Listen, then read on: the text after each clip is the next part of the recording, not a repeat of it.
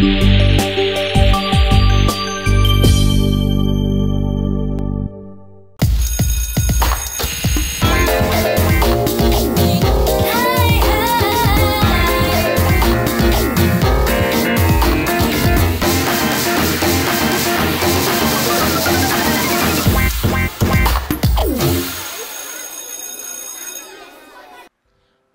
araw mga bata! Kumusta kayo? Masaya akong makasama kayo ngayon sa ating pag-aaral dito sa Aral TV. Halina't sabay nating alamin ang mga bagong karunungan upang mapayaman ang ating kaalaman at mapahusay ang kabuang kalusugan. Sa isang masiglang araw sa edukasyong pagpapasigla, pag-aaralan natin ang pagsasagawa ng mga kasanayan na maglilinang ng inyong cardiovascular endurance sa iba't ibang laro. Ihanda ang inyong ballpen, papel at self-learning module. Sabay-sabay tayong makinig, sumagot at matuto. Handa na ba kayo? Simulan na natin! Para sa inyong unang gawain, basahin ang mga salitang nasa hanay A at hanay B na makikita sa screen ng inyong telebisyon. Pagtambalin ang wastong kahulugan ng mga salitang nasa hanay A sa hanay B. Isulat ang titik ng tamang sagot sa inyong papel.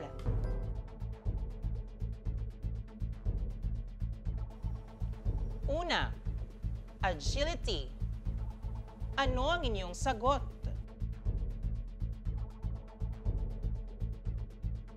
Tama! Titik D ang tamang sagot. Ang agility ay kakayahang makagawa ng kilos sa maiksing panahon. Pangalawa, balance. Ano ang inyong sagot? Tumpak. Titik A ang tamang sagot. Kakayahan ng katawan na panatilihing nasa wastong tikas at kapanatagan habang nakatayo sa isa o dalawang paa. Pangatlo, coordination. Ano ang inyong sagot?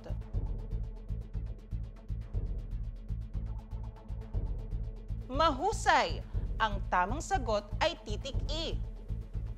Kakayahan ng iba't ibang parte ng katawan na kumilos ng sabay-sabay na parang iisa nang walang kalituhan.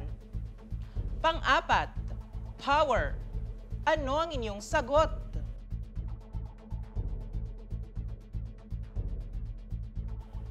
Magaling! Ang sagot ay titik B. Kakayahang makapagpalabas ng puwersa ng mabilisan batay sa kombinasyon ng lakas at bilis ng pagkilos. Panglima, speed. Kakayahang magpalit o mag-iba ng posisyon ng katawan ng mabilisan at naaayon sa pagkilos. Ilan ang inyong nakuhang tamang sagot? Kung 5, napakagaling. Kung 3 o 4, magaling. 2, pababa, makinig at sumagot pa ng mabuti sa mga susunod pang gawain. Para sa susunod nating gawain, meron akong ipapakitang iba't ibang mga larawan ng laro at inyo itong kikilalanin.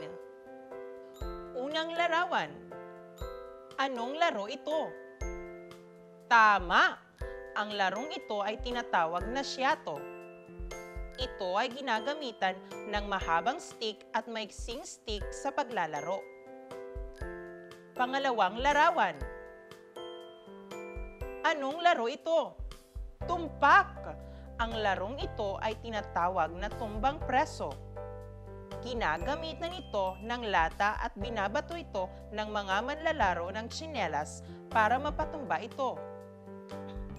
Pangatlong larawan. Anong laro ito? Mahusay! Ang larong ito ay tinatawag na hilaang lubid. Ito ay may ginagamit na mahabang pisi at bawat kupunan ay maghihilahan gamit ang kani-kanilang lakas. Pang-apat na larawan. Anong laro ito? Magaling! Ang larong ito ay tinatawag na batuhang bola. Ang larong ito ay binubuo ng 2 grupo.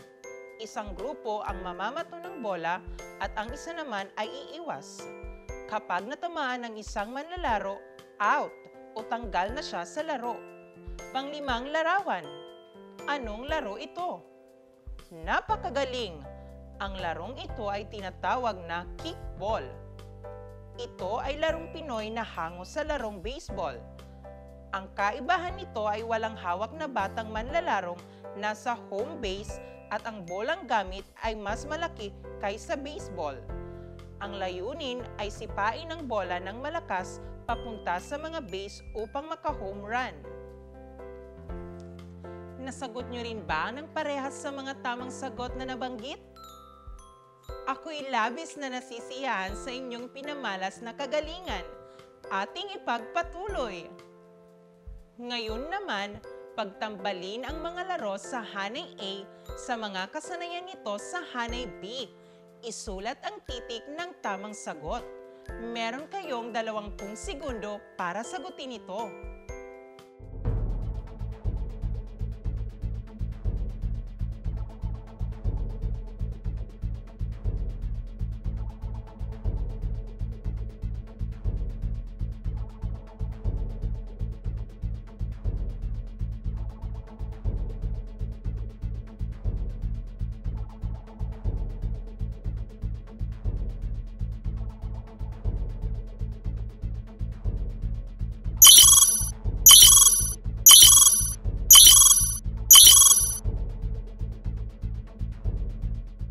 Mga bata, gagawin naman natin ang sumusunod na mga pampasiglang gawain.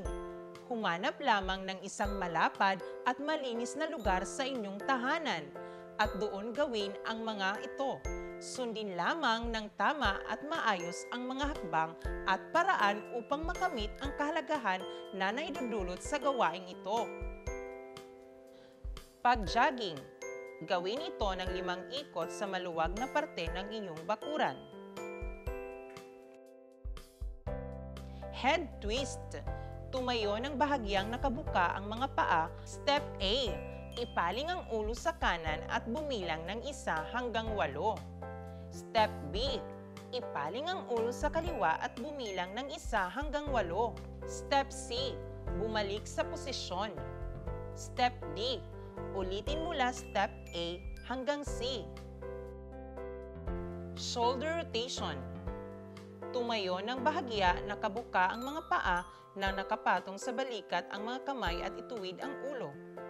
Step A. Paikuti ng balikat, paharap at bumilang ng 1 hanggang 8. Step B. Paikuti ng balikat, patalikod at bumilang ng 1 hanggang 8. Step C. Ulitin ang step A at B. Arm circles. Tumayo na bahagyang nakabuka ang mga paa at nakataas ang mga braso. Step A. Iunat ang braso sa gilid na pantay sa balikat at paikutin paharap at bumilang ng 1 hanggang 8. Step B. Paikutin pabalik at bumilang ng 1 hanggang 8. Step C. Ulitin ang step A, ngunit gawing malaki ang bilog. Step D. Paikutin ng pabalik katulad ng step C. Half knee bend. Tumayo ng matuwid at ilagay sa baywang ang mga kamay. Step A. Dahan-dahang ibaluktot ang tuhod at bumilang ng 1 hanggang 4. Step B. Iunat ang tuhod at bumilang ng 1 hanggang 4. Step C. Ulitin ang A at B ng 3 beses.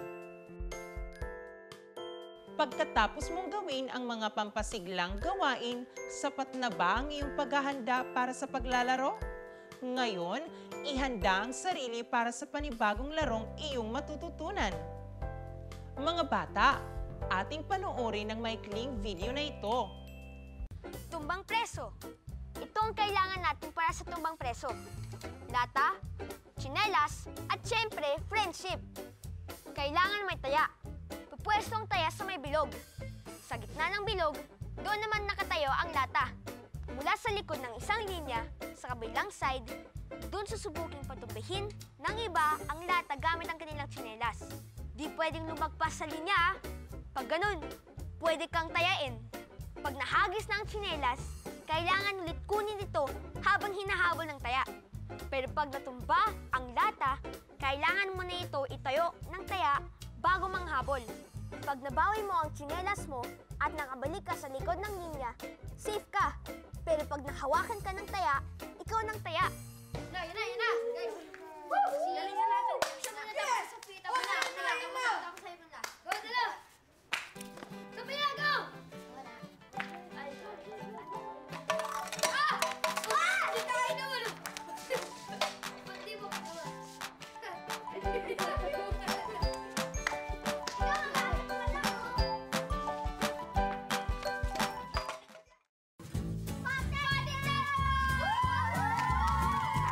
Alright!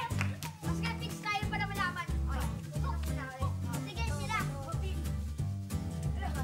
One, two, three. Oh, ayun. Sa patintero may dalawang teams, ang tatakbo at ang haharang. Ganito ang magiging itsura ng paglalaruan natin.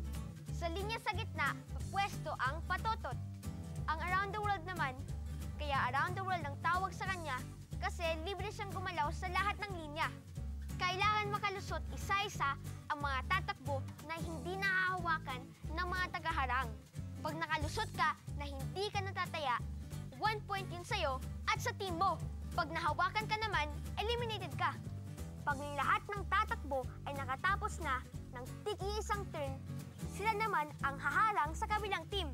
Ang unang team na makakuha ng 5 points ang panalo.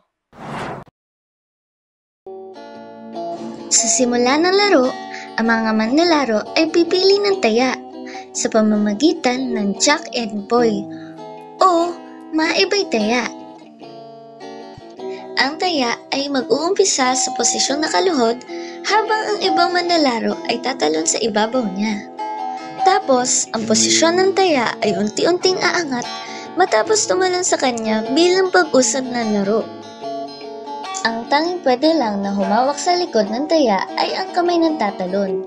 At kung sakali sumabit ang manlalaro, ay siya naman ang magiging taya at magiging baka. Muling ipagpapatuloy ang laro hanggang ang mga manlalaro ang magdedesisyon kung kailan tatapusin ang laro. Ang mga laro ng lahi ay lumilinang sa bawat kakayahan ng bata at sumusubok sa mabilis na tibok ng ating puso na tumutugon sa ating cardiovascular endurance. Ang cardiovascular endurance ay ang kakayanan ng puso, baga at daluyan ng dugo para makapaghatid ng oxygen sa iba't ibang parte ng katawan ng tao.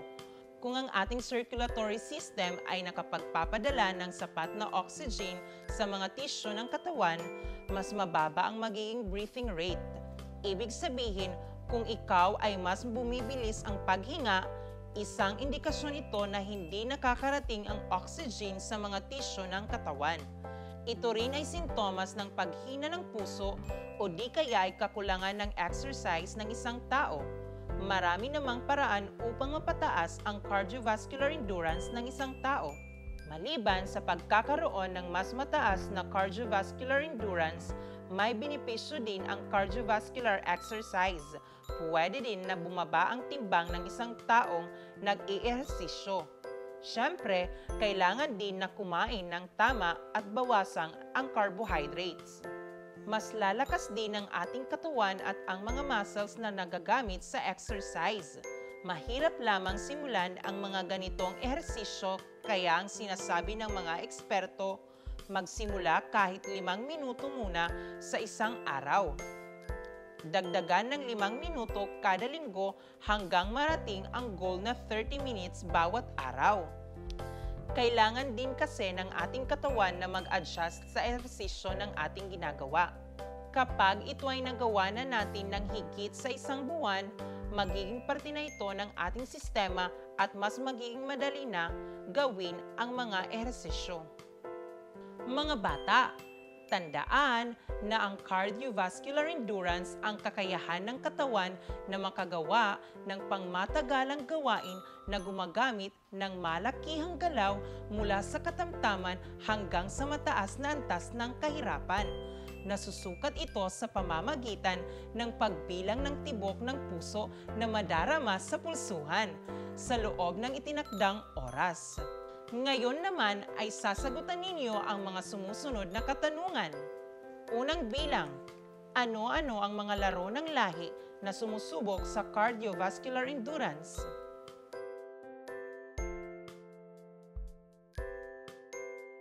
Ikalawang bilang, ano ang cardiovascular endurance?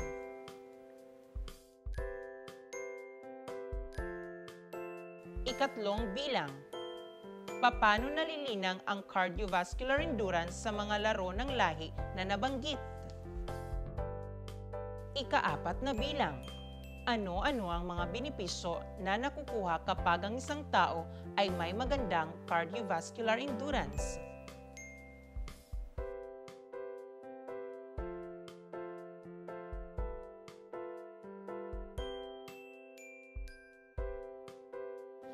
Gawin nyo rin ang mga karagdagang gawain. Siguraduhin masasagutan ninyo ang mga katanungan. Ating munang subukin ang inyong natutunan para sa aralin na ito. Ito ay nilalaro na may mahabang stick na ginagamit para matapon ang maiksing stick sa malayo.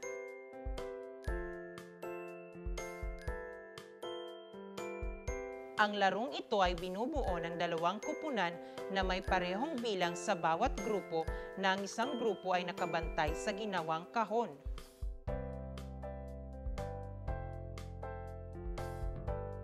Mayroon isang taya na nakayuko sa gitna ng palaruan na ang mga kasali ay tatalon sa ibabaw nito na hindi masasagi ang parte ng kaniyang katawan.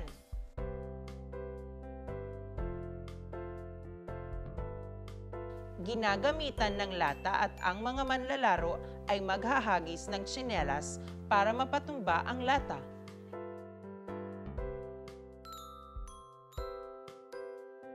Ito ay hilahan ng dalawang grupo na gamit ang lubid.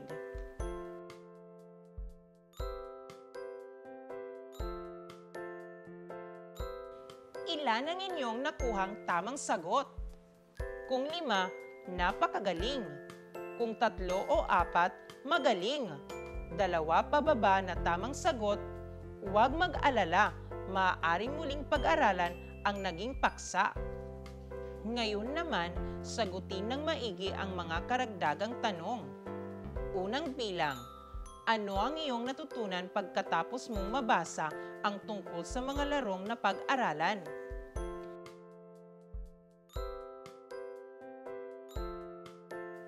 Ikalawang bilang, sa tingin mo o kung nasubukan nyo na ang mga laro, bumilis ba ang tibok ng puso sa paglalaro ng mga ito?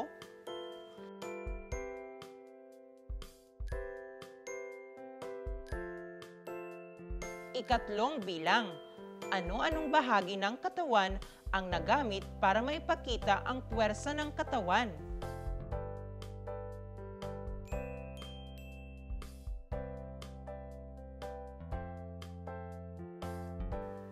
Ika-4 na bilang, kung madalas mo ba itong lalaruin, mapapaunlad ba nito ang tatag o endurance ng iyong cardiovascular at puwersa ng iyong katawan? Ipaliwanag.